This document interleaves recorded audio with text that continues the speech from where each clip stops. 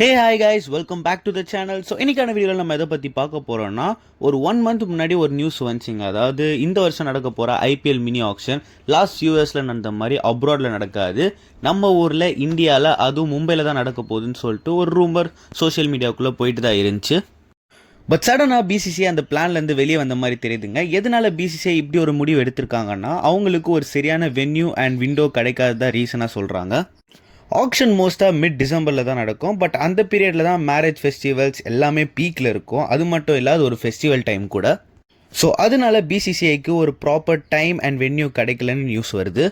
அதனால இந்த வருஷம் பிசிசிஐ ஐபிஎல் 2026 மினி ஆக்ஷனை லாஸ்ட் இயர்ஸில் நடத்துகிற மாதிரி வேற ஒரு கண்ட்ரியில் தான் நடத்த போகிறாங்க.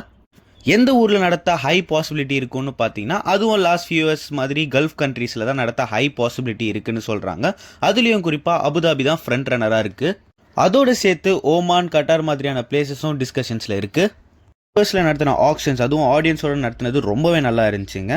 நீங்கள் சொல்லுங்கள் கைஸ், ஐபிஎல் ஆக்ஷன் நம்ம ஊரில் நடந்தால் நல்லா இருக்குமா, இல்லை அப்ராட் வெளி கண்ட்ரியில் நடந்தால் நல்லா இருக்குமான்னு சொல்லிட்டு உங்கள் தாட்ஸை கமெண்ட்டில் ஷேர் பண்ணுங்கள். இன்னொரு வீடியோவில் நான் உங்களை வந்து பார்க்குறேன். Until then it's Max signing off from whistle board.